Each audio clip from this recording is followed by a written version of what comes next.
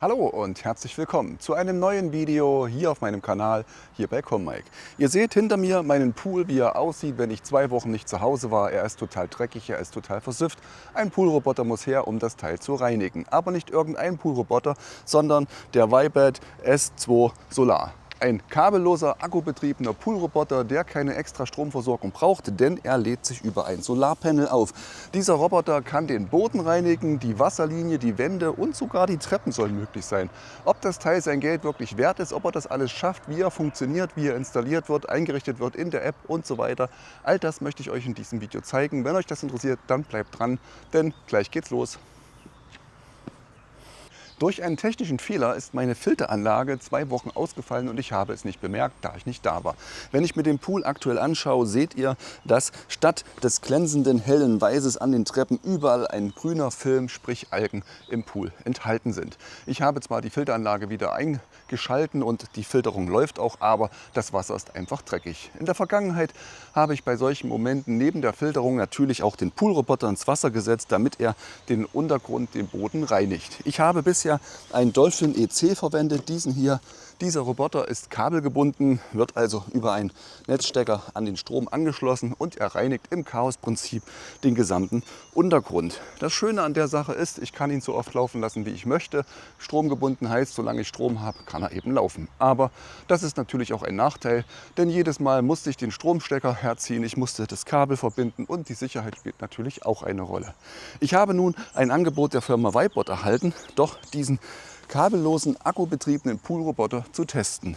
Der S2 Solar ist ein Poolroboter mit einem Filter im Inneren, einem relativ großen Filter sogar und einem zusätzlichen Schwammfilter, der so ausschaut und aber auch durch einen feineren Filter sogar ersetzt werden kann. Dieser Roboter hat einen Raupenantrieb, hat weiche Bürsten an der Vorderseite und das absolut Besondere an diesem Teil ist, ja, ich kann ihn am Strom direkt aufladen oder in seiner Dockingstation, die über ein Solarpanel mit Strom versorgt wird. Dieses Solarpanel wird mit der Dockingstation direkt am Pool dauerhaft befestigt. Dann fährt der Roboter in seine Dockingstation hinein, übernimmt den Strom, den das Solarpanel dauerhaft speichert und wenn alles optimal läuft, muss nur die Sonne regelmäßig scheinen, um das Panel aufzuladen, um dann den Strom an den Akku weiterzugeben. In diesem Umstand kann ich, ähnlich wie bei einem Saugroboter oder meinen Rasenroboter, den Poolroboter regelmäßig laufen lassen. Über die App kann ich Zeitpläne einstellen und auf diese Art und Weise reinigt der Pool sich quasi ganz nebenbei von alleine und ich muss nicht mehr regelmäßig raus und meinen alten Robby von Hand an den Strom anstöpseln. Ob das Ganze so funktioniert, werde ich natürlich testen. Damit ich es testen kann, muss ich die Installation, also diese Ladestation, die Solarstation und den Roboter zunächst erstmal hier am Beckenrand installieren und die App einrichten. Und wie das funktioniert, das zeige ich euch jetzt. Die Installation der Dockingstation und des Solarpanels als auch die Einrichtung des Roboters selber wird in der Anleitung sehr gut beschrieben. Die gedruckte Anleitung ist auch in deutscher Sprache verfügbar, sehr gut nachvollziehbar, kann ich euch ans Herz legen. Darüber hinaus gibt es einen Quick Start Guide mit den wichtigsten Funktionen, die zur Einrichtung der Station als auch des Roboters der Reihenfolge nach vorgenommen werden müssen. Diese Anleitung, dieser Quick Start Guide, ist allerdings nur auf Englisch verfügbar. Um dieses Solarpanel in das Wasser zu setzen bzw. mit der Dockingstation zu verbinden, möchte ich vorab noch einige Informationen loswerden. Und zwar ist dieses Solarpanel nicht trittfest. Diese Dockingstation sollte in einen Bereich installiert werden, wo links und rechts mindestens 1 Meter Platz ist, damit der Roboter über die Wand in die Dockingstation hineinfahren kann. Es ist also nicht möglich, diese Station direkt mal an einer Ecke, an einer Kante zu montieren, weil der Roboter dann höchstwahrscheinlich seinen Weg in die Dockingstation nicht finden wird. Das Panel wird in meinem Fall hier relativ zentral angebracht.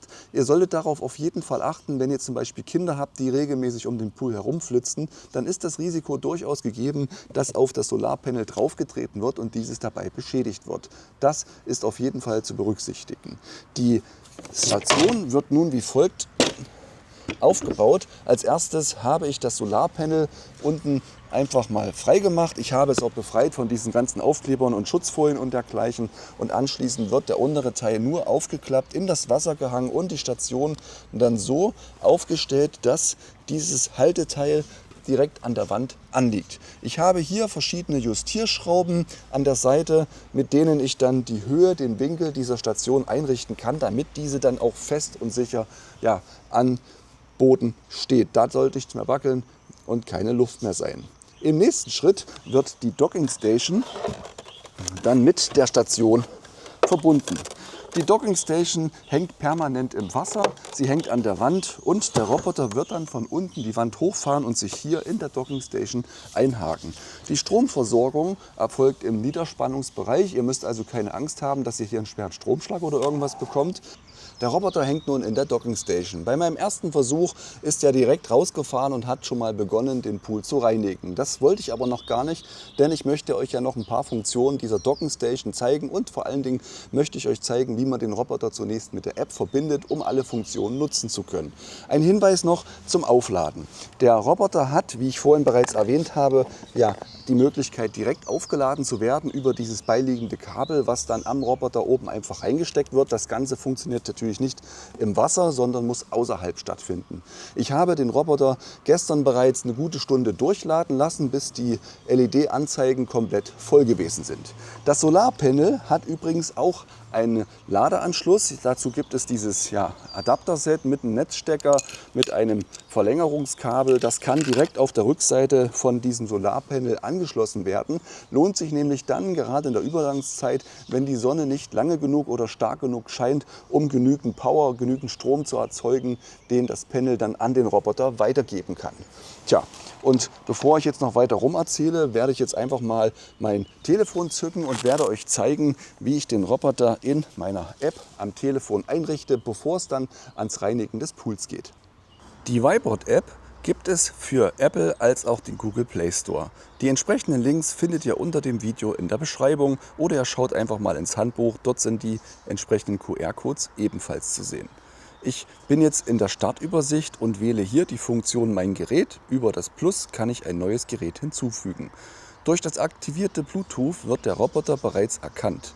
Ich wähle den Roboter aus und stelle die Verbindung her. Nun kann ich den Roboter mit meinem WLAN verbinden. Die gesamte Einrichtung hat nicht mal eine Minute gedauert. Das ging wirklich sehr, sehr schnell. Im Menü Mein Pool kann ich nun noch die Einstellung zu meinem Pool vornehmen. Das habe ich aber bereits getan. Ich habe einen rechteckigen Pool, mein Boden ist flach und ich benutze eine Poolfolie. Ich wechsle nun das Menü des Roboters und sehe hier, welche Einstellungen möglich sind und wie die aktuellen Vorgaben sind. Ihr seht, das Solarkit ist aktuell nur zu 67% aufgeladen und der Roboter zu 100%.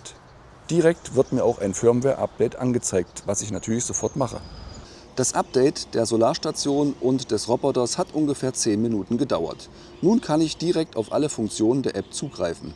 Ich sehe, dass das Solarpanel aktuell bei 65% geladen wird, dass eine Funkverbindung besteht und der Roboter mit 100% vollständig aufgeladen ist. Ich habe die Möglichkeit, direkt die Reinigung zu starten mit einem Knopfdruck und ganz unten seht ihr in der Übersicht auch die verschiedenen Reinigungsmodi, die dieser Roboter machen kann. Ich habe die reine Bodenreinigung, die reine Wandreinigung, die Kombination aus Wand- und dann Bodenreinigung, die Standard-Vollpoolreinigung, die Reinigung der Wasserlinie, der starke Boden bzw. Ökoboden. Ich habe zusätzlich die Möglichkeit, über die Fernsteuerung den Roboter direkt zu einzelnen Zonen zu steuern und natürlich auch die Möglichkeit, Reinigungstermine anzulegen, indem ich zum Beispiel sage, jeden Sonntag soll der Roboter um 9 Uhr beginnen und zwar soll er zu diesem Zeitpunkt nur die Wand reinigen. Neben dem Reinigungsmodus gibt es auch noch den Expertenmodus. Hier kann ich festlegen, in welcher Form der Roboter den Boden als auch die Wände reinigen soll. Ich wähle das S-Muster und natürlich bei der Wand das N-Muster. Den Roboter habe ich in der App eingerichtet und auch alle Funktionen mal durchprobiert. Viel spannender als die App finde ich aber, wie sich der Roboter im Pool schlägt. Und aus dem Grund werde ich ihn jetzt erstmal laufen lassen, und zwar in der Standard-Vollpool-Variante. Hierzu kann ich entweder einfach auf den Play-Knopf an dem Solarpanel klicken oder in der App auf Reinigung starten. Der Weibot S2 Solar Poolroboter, der zieht jetzt erstmal seine Bahnen hier in meinem völlig verdreckten und versüfften Pool. Ihr seht, dass dort, wo er bereits gefahren ist, der Untergrund deutlich heller ist. Also irgendwas passiert auf jeden Fall. Er saugt diese Algen auf. Ich bin mal gespannt, wenn er mit der Reinigung fertig ist, wie dann der Filter ausschaut, was tatsächlich da unten alles im Wasser passiert ist. Danach werde ich dann mal die einzelnen Modi ausprobieren. Insbesondere finde ich ja spannend, nicht nur die Wasserlinienreinigung, wie er es gerade hier macht, sondern natürlich auch, ob er in der Lage ist, meine Treppe zu besteigen, auch die Solare bzw. diese Liegefläche da hinten, ob er dort hochfahren kann und diesen Bereich ebenfalls mit reinigen kann. Denn das sind so Sachen, auf die lege ich einfach Wert, da möchte ich nicht mehr von Hand putzen. Wenn ich schon einen Roboter habe, sollte das natürlich alles automatisch machen. Nach guten 2 Stunden war der Roboter mit der ersten Akkuladung durch und hat sich wieder an die Dockingstation geklemmt. Dort hängt er nun und lädt über das Solarpanel auf. Und wie ihr hier hoffentlich erkennen könnt, auf meinem Telefon seht ihr, dass das Solarkit bei 86% bzw. der Roboter mittlerweile bei 23% liegt. Bei 9% kam die Anzeige, dass er gern zurückfahren möchte. Es bleibt also eine kleine Reserve von knapp 10%, die der Roboter für die Rückkehr sich bereithält. Wie ihr sehen könnt, ist das Wasser mittlerweile wieder schön klar und ich kann euch nochmal die Reinigungsfunktionen des S2 Solar Roboters im Detail zeigen. Als erstes möchte ich euch zeigen, wie der Roboter die Wasserlinie reinigt. In der App habe ich die entsprechende Funktion bereits ausgewählt. Ich drücke auf Reinigung starten und der Roboter legt sofort los mit der Reinigung der Wasserlinie.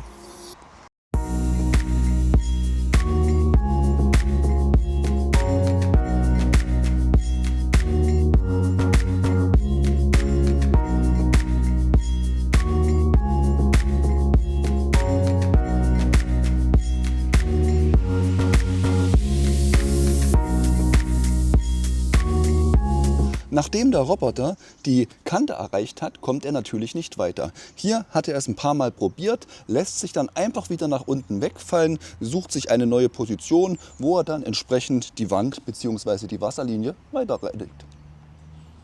Der Weibot S2 Solar Pool Roboter, der zieht hier hinter mir seine Bahnen. Einmal längs, einmal quer. Zwischendurch bricht er die Bahn ab und zu mal ab, wechselt die Richtung. So ganz im Muster bleibt er nicht. Ein bisschen Chaos ist tatsächlich noch mit dabei. Ich hoffe aber, dass durch Firmware-Upgrades das Ganze noch weiter optimiert wird, so dass der Roboter tatsächlich ergonomisch bzw. perfekt seine Bahn hier zieht und keinen Schmutz auslässt.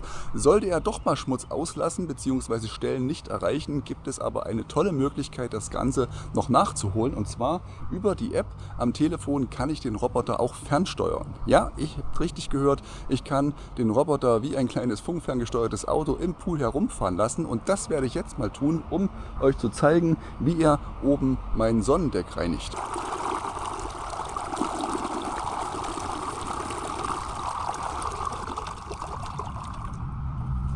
Ich muss zugeben, so ganz habe ich die Steuerung noch nicht raus, da braucht es ein bisschen Feingefühl, denn die Verzögerung ist doch enorm. Ungefähr 2-3 Sekunden braucht es, damit der Roboter das Signal erkennt. Aber mit ein bisschen Gewöhnung bekomme ich das auf jeden Fall hin.